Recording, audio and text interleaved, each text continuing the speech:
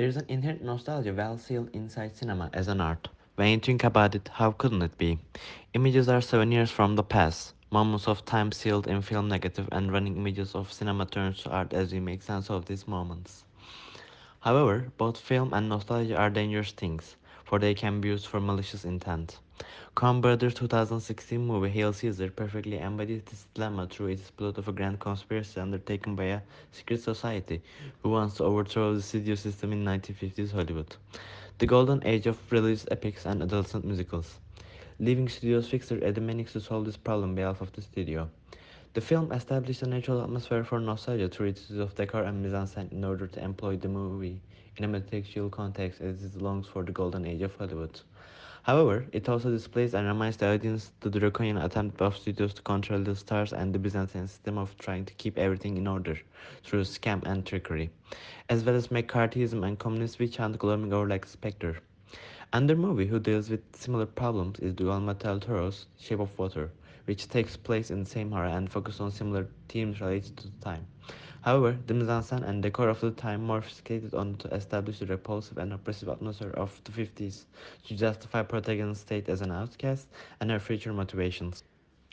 To return to the metatextual layers of Hail Caesar, which ties itself up through the theme of fate, as it is central to the main conflict of the movie. To elaborate, the relationship between the film industry and the politics explored through the secret agency known as the Fisher, who kidnapped Baird Whitlock, the lead role of the studio's next blockbuster movie. It's revealed that the Fisher is a group of screenwriters who subscribe to the communist ideology and they want to aid the Soviets by inside the studio. The scene where they encounter with the Soviet submarine emerging from the ocean almost plays out like a divine confrontation, just like a scene from religious epic movie of the studio they want to overthrow. Similarly, Studios fixer Ed Manick's belief in studio system and uttermost respect for his unseen boss plays as some sort of prophet-god relationship. However, Hail Caesar is not the only film to explore the relationship between faith and cinema. Paul Thomas Anderson's There Will Be Blood explored the deadly combination of religiosity and showmanship through the duo of Daniel and Eli. As they manipulate and hurt people around them, they climb their way to the top during the oil boom. In the end of the film, Eli acknowledges they are in a movie by waving his hand while talking about a follower he's going to Hollywood, breaking the fourth wall. Thus, the movie reaffirms itself by setting a parallel between spectacle of cinema and preaching which can lead to disastrous results. The relationship between nostalgia and cinema and the power it possesses also explored outside of the realm of Hollywood. Just like Kobe Doyle, the western star of the studio, who finds happiness through his own work as a reference to Adorno's idea of rehabilitation effect of cinema in modern society, Yılmaz Erdoğan's vision tale displays how the introduction of visual telecommunications via television impacts and remote and traditional community as they get connected to the rest of the country and outside world, thanks to the efforts of idealistic and progressive characters.